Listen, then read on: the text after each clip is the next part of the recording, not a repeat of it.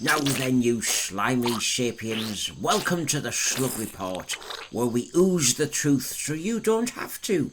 I'm Sheldon Slime, your gastropod guru, identifying as a snail because shells are so overrated, and frankly I'm too fabulous for baggage. Tonight we're diving into a story so absurd it makes my mucus glands twitch. I'll be honest, I was shell-shocked. Anyway, buckle up for the bombshell news. Or don't, honestly, I don't care. Now time for a word in your shell-like. Our top story, Doctor Who, that wibbly-wobbly, timey-wimey British sci-fi snooze fest, has been nominated for an Emmy. No, not for writing, acting, or science fiction. That would make too much sense.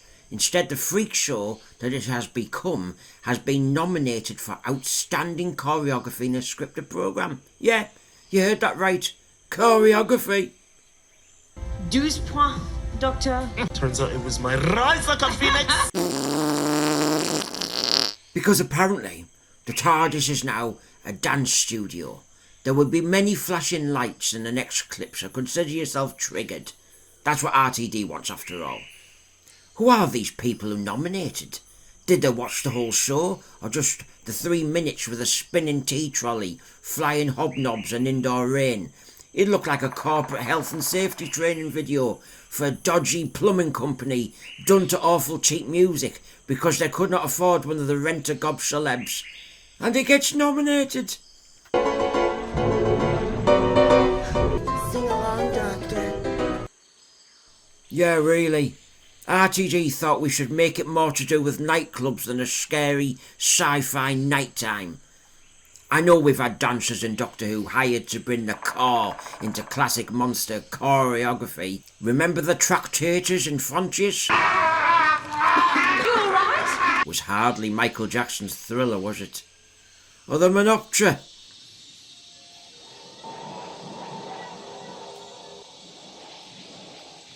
Yeah, that worked. Okay. For the thickos who struggle to consume news in chunks thicker than a ham slice in a cheap Greggs outlet, stubbornly thinking Doctor Who is about spaceships and not interpretive dance, here we go. The Emmys, in their infinite wisdom, decided that a show about a time-travelling alien with a sonic screwdriver deserves recognition for footwork. The best footwork I've seen is the faint, twisted ankle by Adric in The Visitation, or Susan hurting herself on an invisible rock in The Five Doctors. I mean, nothing beats that, does it? Sources tell the Slug Report, and by sources I mean I've overheard 2 pigeons arguing in a dumpster, that this nomination stems from that one episode where the Doctor and his companions did a synchronised jig to defeat a sentient disco ball from the planet Boogie Woogie, I think. Riveting television, folks, truly the pinnacle of sci-fi drama. In fandom, and to the general public, the Devil's Chord struck a bum note with them. There's always a twist, there's always a twist. Think I'm being unfair? This sends a boot-fearing slug back into their nearest manky shell, surely. No more, please. We will be losing viewers faster than cast calls in an Eric Serage script. And people are still saying RTD's a genius, are they? That Doctor Who still has a future. It was surreal, it was unreal, it left a slug trail of mess and debris to the remaining bewildered public, stunned at the smugness and campness of the tea trolley tango.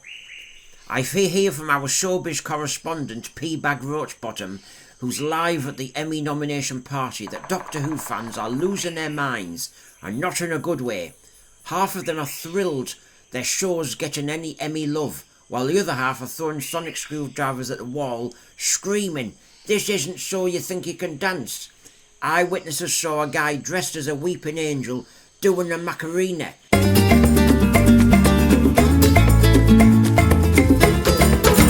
Others saw Cybermen doing a can-can.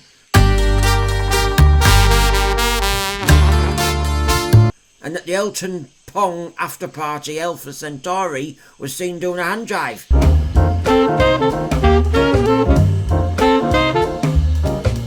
So this fixation with Doctor Who going all dance is spreading fast.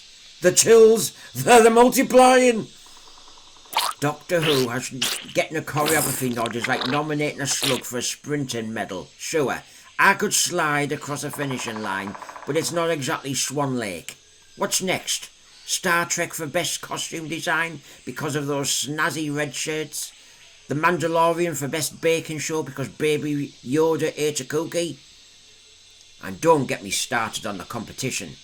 Doctor Who is up against actual dance shows like Dancing with the Stars and World of Dance. Imagine the Doctor facing off against a ballroom pro. Oops, that must be delirious from ingesting too much alcohol from the slug traps left in this garden, full of bereft fans touching grass. Be honest, Rtd has shelled out the Disney budget on the wrong things. So what's the takeaway from this? The Emmys are either trolling us, or they've been infiltrated by rogue AI that thinks sci-fi is just jazz exercise with better CGI. My money's on the AI. I mean, I'm a slug, and I know drama doesn't mean twerking through a time vortex. As a series broadcaster, I have to assert the bald facts. Doctor Who is not some sentimental music or some dance-fever talent show. We hired Bonnie Lanford for her acting snout, not her hot shoe shuffle. If Doctor Who was meant to be a feast of musicality, surely then our classics would have looked slightly different. We could have had the horror of rock and roll. We could have had the creature from the mosh pit, the hand jive of fear, Strictly Come Snake Dancing, or the Sontaran Samba. Doctor Who was never a musical, let me remind you. If I wasn't in denial, I had a shell, I would be cracking up now. I hate how this celebrity culture has decimated Doctor Who. Rather than getting kids behind the sofa, we are shelling viewers by the spade load. We have to interrupt this sloganising with some meaningless foreign news with our intergalactic correspondent Cosmo O. What's the mood where you are, Cosmo? The Ariel University School of Medicine is preparing Israel's future physicians by teaching them advanced medicine, research, humanity. The Ariel University School of Medicine is preparing Israel's future physicians by teaching them advanced medicine, research, humanities, and communication skills.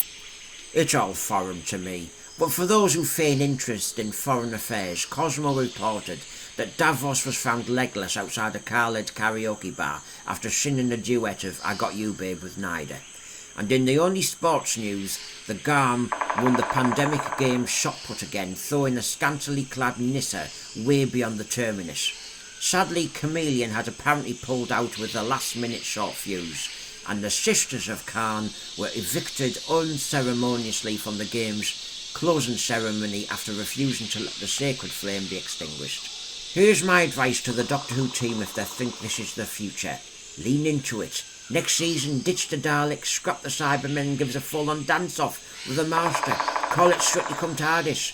I'm sure the fans will love it.